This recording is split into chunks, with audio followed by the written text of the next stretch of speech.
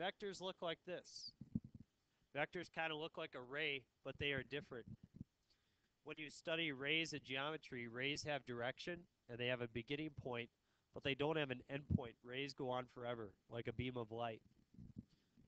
Vectors have a certain amount of length. They do not go on forever. They have what we call an initial point, and they have what we call a terminal point.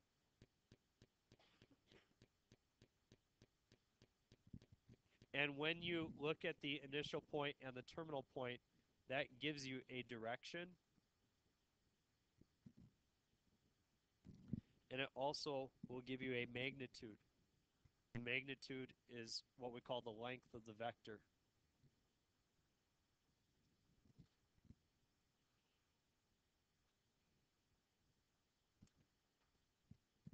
Now, this next part is what is often counterintuitive to people, and that's all right. But I'm going to refer right now to the sum of vectors so you can understand kind of how they look and how they're drawn. If you would see this as vector A, and this is vector B, I'm sorry, this is vector AB. Okay. And I'm going to draw another one. BC. We would say that if we took AB and added BC, anybody know what we would get? AC. Now, to a lot of people, they think that what that means is that we would maybe say average their lengths. I'm sorry, maybe average their direction and sum their lengths. That's not what happens. It is actually a position where we then connect A to C. So that is the sum of those two vectors.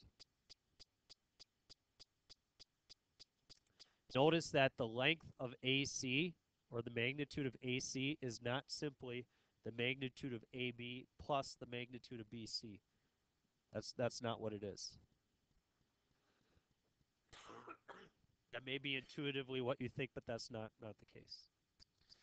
Okay, if we call this vector V, you can see that the vector has a certain length. It also has a certain direction.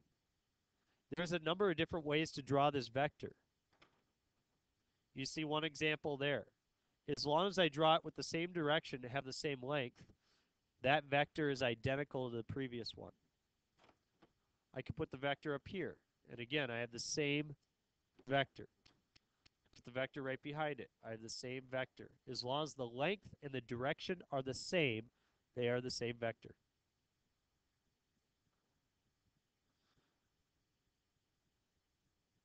A V, we'll call it vector V. So if I wanted to draw negative V, does anybody know what you would draw? Yeah, it would go in the opposite direction. So that's negative V. What would 2V look like? It would be same direction, but twice the length.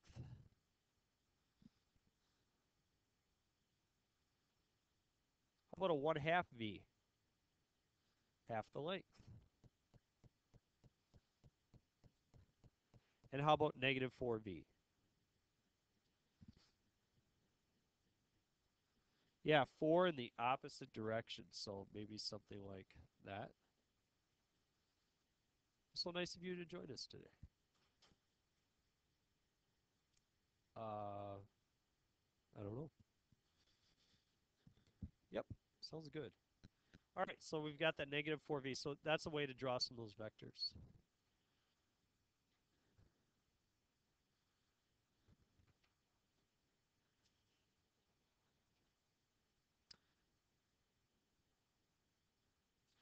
Okay, now we want to take these vectors here. We have vector A and vector B, and we want to sketch some examples. You can see negative A and negative B. There's a couple different ways you could draw them. You could take negative A and draw it right here. You take negative a and draw it right here. Those are the same. There's certain ways that they're more helpful to draw than others as you start to kind of draw diagrams. We're not going to go through all these. I don't want to confuse you too much today. We'll get back to some of these tomorrow. But negative b, right alongside of it, you could sketch b just in the opposite direction. That would be negative b. Obviously, if you connected it up here, that would represent negative b.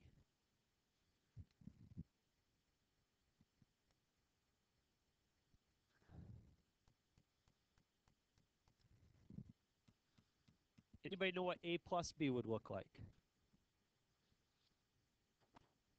Yeah, I would take the end of a and connect it to the end of b. And that would be a plus b.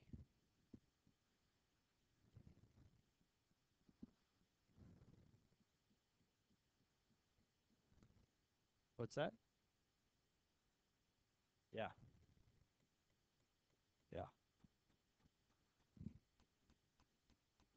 I don't want to get into the subtraction piece today. I don't want to confuse you. I just want you to understand the vector addition piece and understanding what they look like in different directions. We'll do the opposite later.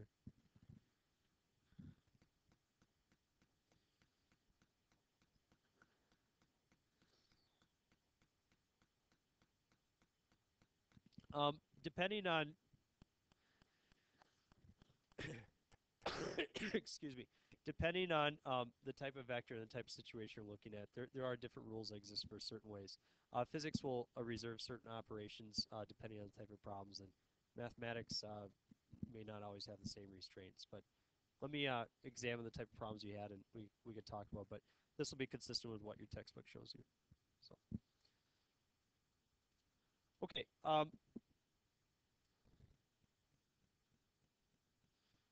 Component of a vector. Vector, as you write it in component form, it would look like this. A and B, instead of using parentheses, we use these odd brackets, okay, like that.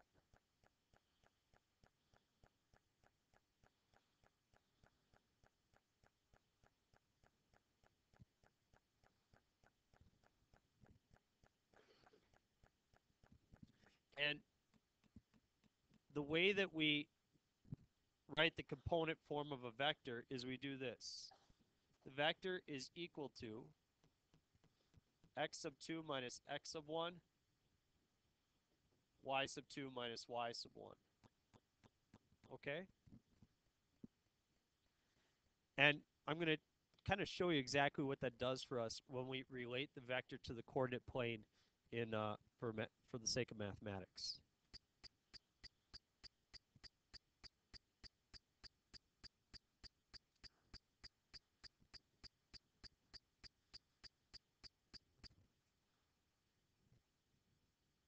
It says find the component form of the following vectors given P is the initial point and Q is the terminal point. Okay.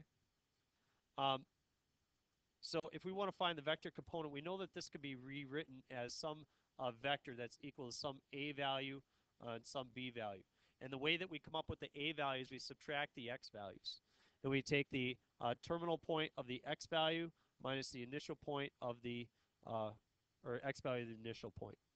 So if I were to rewrite this in component form, I would rewrite it as what? 7 minus 3 is 4, and 5 minus 4 is 1. So that's, that's the component form of this vector. Now, let me show you exactly what happened there so you understand visually what's going on. If you would simply take your quadrant, write it like so,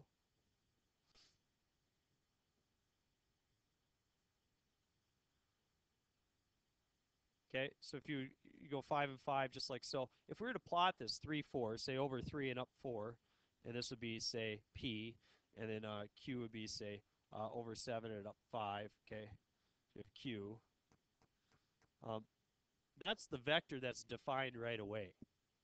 Well, if we look at our new vector, it says, you know, in component form, 4, 1, over 4 and up 1. That's just moving, so its initial point is now at the origin. See how they're the same vector? It's just the component form just transfers it so that its initial point is at the origin. That's all it does. It's easier to understand in that way. Yep, terminal minus the initial. That's it. So why don't you go ahead and do that for example, or for the next one real quick. I'm not going to make you guys do this in your assignment, but please draw a quick sketch as well, so that you can understand what's going on, just for the sake of this.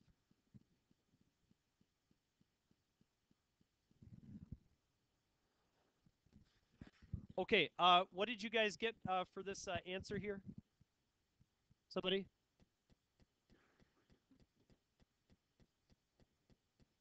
7, -3. Okay, you guys, I want you to move up here real quick to this example 2. And I want you to just draw a question mark right here, okay? Because we're gonna get back to that tomorrow.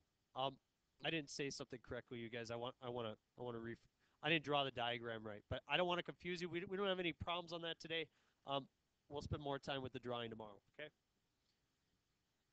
Put a question mark. We're gonna come back to that piece, okay? Magnitude of a vector.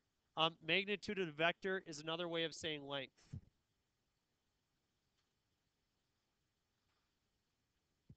So given v is equal to AB, we say the magnitude of the vector. And when we write magnitude, the magnitude is the distance or the length of the vector, also known as the absolute value, okay? Just like we did with modulus the other day. The absolute value of the magnitude is equal to a squared plus b squared. Square root of a squared plus b squared. So you see what we've done?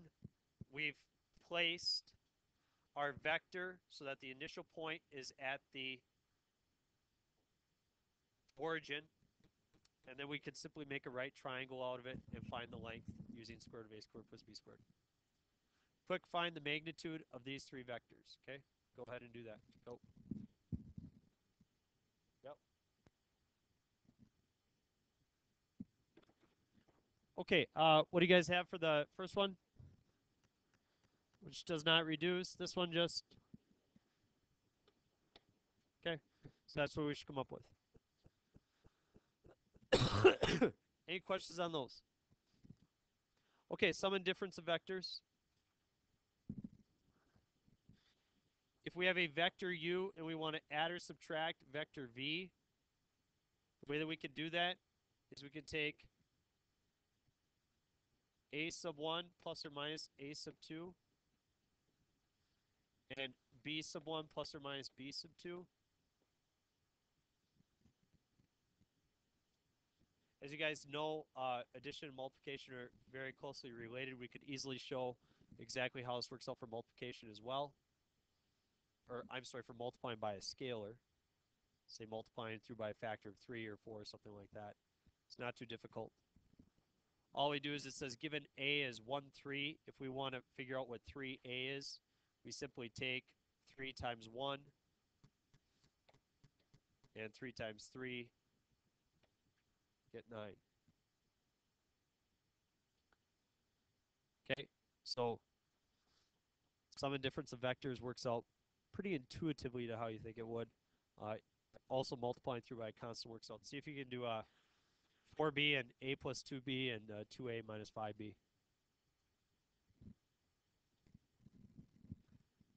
What's that? Yep.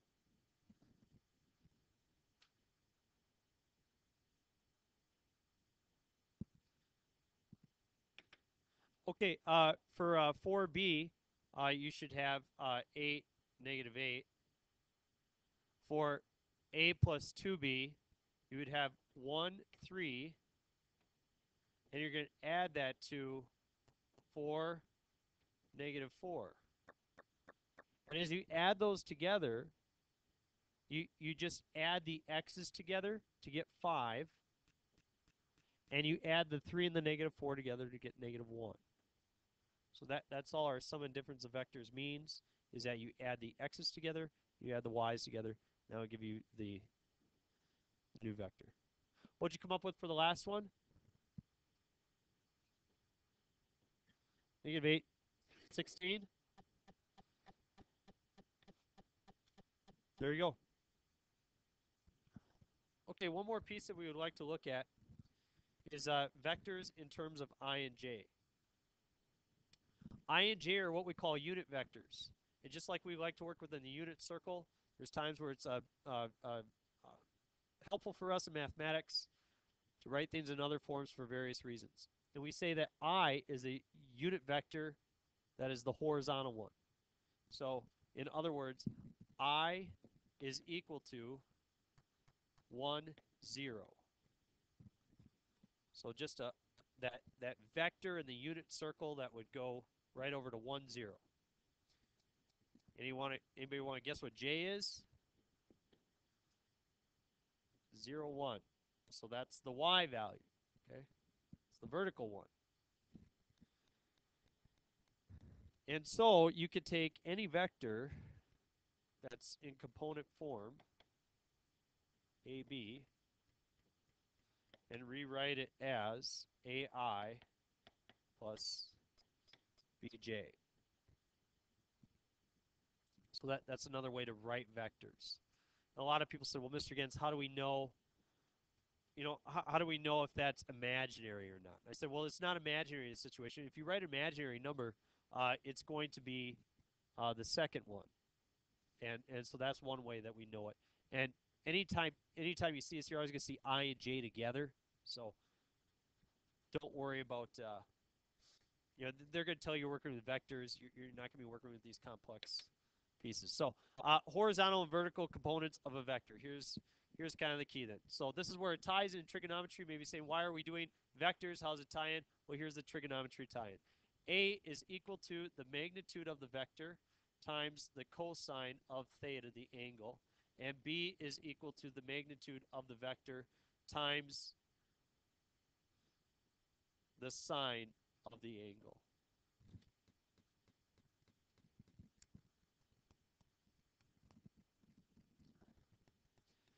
And so what that's going to allow us to do right now is to write a vector in terms of I and j given the magnitude of the vector and theta. And so I want to rewrite something as AI plus BJ. That's what I want. And I know that A is equal to the absolute value of the vector times the cosine of theta. Well, what's the magnitude of the vector? 3. What is the cosine of 30 degrees? Come on. My super smart people, you should know this. But we're in degrees. So it'll be the cosine of pi over 6. Square root of 3 over 2. Okay, square root of 3 over 2. And B is equal to the magnitude of the vector times the sine of the angle, which is 30 degrees. Does anybody know what the sine of 30 degrees is? 1/2.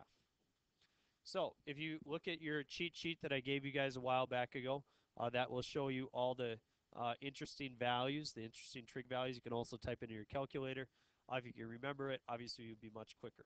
So what we learned is that A is equal to 3 square roots of 3 over 2. And we learned that B is equal to 3 over 2. And so if you want to write it in terms of I and j, you would rewrite this as 3 square roots of 3 over 2I plus 3 over 2j. Yep. So quick, see if you can do the last one, and then I will give you your assignment. So see if you can rewrite this in terms of I and j, given you have the magnitude of 4 and theta is 315 degrees. Okay, what did you guys come up with here? Macy Paul, what'd you get? You don't know. Who got something that they know what it is and they like it? Nathan, what do you got?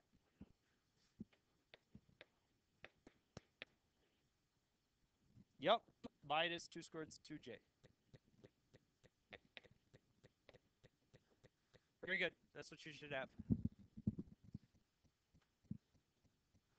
Your assignment is right here. Looks like somebody decided to draw my board. It's also posted up there. Tomorrow we will. I'll redraw the vectors to help you understand that piece. I made a mistake today. My apologies.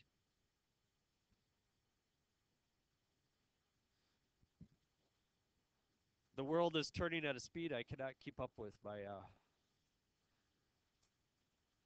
got too much medication in me too, I think. Yep, on my way. All right.